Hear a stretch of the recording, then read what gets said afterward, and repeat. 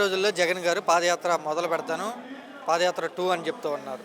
పాదయాత్ర చేయడానికి గల కారణాలు ఏమంటారు? అంత వ్యతిరేకత వచ్చిందా ప్రభుత్వం మీద? ఈరోజు ప్రజల్లో వ్యతిరేకత అనేది మామూలుగా కాదు, అన్ని విషయాల్లో వ్యతిరేకత ఉంది. పెన్షన్ల విషయంలో కానీ, వితంతులు విద్య విషయంలో కానీ, మహిళల విషయంలో కానీ, ప్రతి ఒక్క పథకంలో కూడా మోసమే. దాగే అది ఇస్తాం ఇవి ఇస్తాం అని చెప్పేసి చంద్రబాబు నాయుడు గారు ఎన్నో ఆల్ గ్యారంటీస్ అన్నీ పూర్తి చేసామని చెప్పారు. ఏ ఒక్కటి కూడా సరిగా పూర్తి అవ్వలేదు.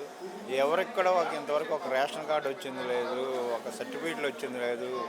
ఈ ఎంతోమంది విద్యార్థులు కూడా ఈ కాలేజీ టైంలో సర్టిఫికేట్లు రాక ఎన్నో ఇబ్బందులకు గురవుతున్నారు. గతంలో జగన్మోహన్ రెడ్డి గారు సీఎంగా ఉన్నప్పుడు సచివాలయంలో వాలంటీర్ల ద్వారా ఎంతో చక్కటి సేవ అందించారు. ప్రతి వాలంటీర్ కూడా ఇంటింటికి వెళ్ళి సర్టిఫికేట్లే కానీ ఏమైనా అందించారు. ఈ రోజున నిత్యావసర సప్లై చేసే గవర్నమెంట్ ఇచ్చే రైస్ కూడా ఈ వ్యాన్లు తీసేసి ప్రజలను ఎంతో ఇబ్బందికి గురి చేస్తున్నారు. ఇది కరెక్ట్ కాదు సీఎం గారికి. ఇదివరకు వైసీపీ గవర్నమెంట్లో జగన్మోహన్ రెడ్డి గారు సీఎంగా ఉండగా వ్యానుల ద్వారా ప్రతి ఇంటికి ప్రతి గుమ్మానికి నిత్యావసర వస్తువులు చేరినాయి. కానీ ఇప్పుడు అది లేని పరిస్థితి. స్టోర్లలో మళ్ళీ బారులు తిరిగి లైన్ల నుంచి అని చాలా ఇబ్బందులు గురవుతున్నాం మేము. కనుక దయచేసి ఒక కామన్ మ్యాన్గా మేము చెప్పేది ఏంటంటే, చంద్రబాబు నాయుడు గారు ఏదో చేస్తాడని, ఏదో జరుగుద్దని చెప్పి మేము వస్తే ఈ రోజున ఇక్కడ అంతా శూన్యంగా కనపడుతుంది. మేము చాలా ఇబ్బందులు పడుతున్నాం. అదిగాక పట్టణాల్లో ఉండే మధ్యతరగతి ప్రజలు అన్ని విషయాల్లో కూడా వెనకబడతనంగానే కనపడుతుంది. మాకు ఎటువంటి సౌకర్యాలు లేవు.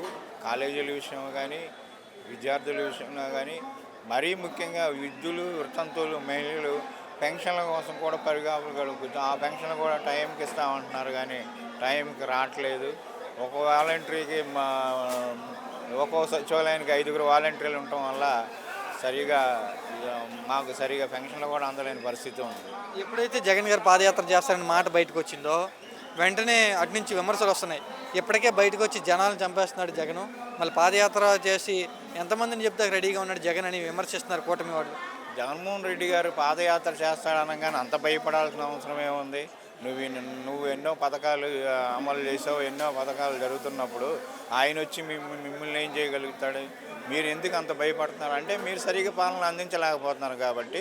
ఆయన ప్రజల్లోకి వస్తానంటే మీకు భయం వేస్తుంది.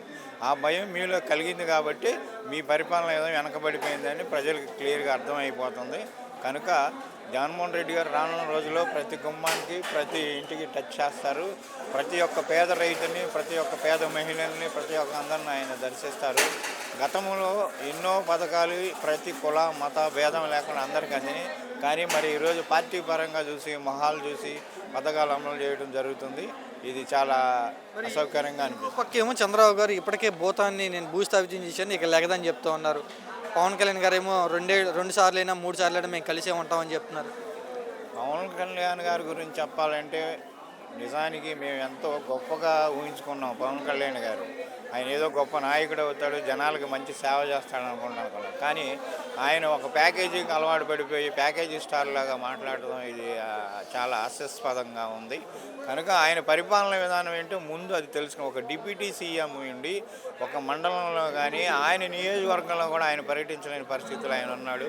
మరి ఆయన ఎక్కడ ఉన్నాడో ఏంటో కూడా ఈరోజు డిప్యూటీ సీఎం అనేది జనాలకు కనపడట్లేదు. పేరుకి మాత్రమే డిప్యూటీ సీఎం గారు. కనీసం ఒక స్టేట్మెంట్ ఉండదు, ఏముండదు. ప్రజల భావాలు, ప్రజల యొక్క కష్ట సుఖాలు తెలుసుకోలేను. నేను గర్జిస్తాను అన్నాడు. ఏం గర్జించాడు ఏంటో. జనాల్లో మాత్రం అసహనం మాత్రం ఎక్కువ పెరిగిపోతుంది. ప్రజలు రానున్న రోజుల్లో అసలు ఎలక్షన్ ఎప్పుడు వస్తుందా, మమ్మల్ని ఎందుకు హింసలకు గురి చేస్తున్నాడని చెప్పేసి అసహనానికి గురవుతున్నారు. మేము చంద్రబాబు నాయుడు గారి గురించి ఎంతో గొప్పగా ఊహించుకున్నాం, రాజధాని ఎంతో డెవలప్ చేస్తాడనుకున్నాం. ఈ అన్నీ అపోహ కల్పనలు బుస్ అని అర్థమైపోయింది. ఇంకా ప్రజల్ని మోసం చేయాలని చూడకూడదు. రానున్న రోజుల్లో మరలా మనం ఇంకోసారి జగన్మోహన్ రెడ్డి గారిని సీఎంగా చూసుకుంటాం. ఆయన అంటూ పాదయాత్ర స్టార్ట్ చేసి అన్నారో లేదు, వీళ్ళకి అప్పుడే గుండెల్లో రైళ్లు పరిగెడుతున్నాయి. మరి అది వాళ్ళలో ఉన్న తప్పులు ఉన్నాయి కనుకనే వాళ్ళు భయపడి ఈ యొక్క స్టేట్మెంట్లు ఇవ్వటం, ప్రజల మీద ఎవరైనా మాట్లాడితే చిన్న చిత్తగా కార్యకర్తల మీద కేసులు పెట్టడం ఇలాంటివి చేస్తున్నారు. ఇది చట్టరీత్యా నేరం. దీనికి మూల్యం త్వరలోనే చెల్లించుకుంటారు. నాయకులు, తెలుగుదేశం గవర్నమెంటు, ప్రతి గవర్నమెంట్ ఎక్కిన తర్వాత కుల మత బాధ లేకుండా, ఏ తేడా లేకుండా ప్రజలకు సేవ అందించాలి. కానీ ఈ గవర్నమెంట్లో మొహం చూసి, మనిషిని చూసి, మా కార్యకర్తలు ఇన్ని అయితేనే వాళ్ళు చెప్పిన వాళ్ళకి మాత్రమే సేవ చేయడం అనేది ఇది తప్పుగా మేము భావిస్తాం.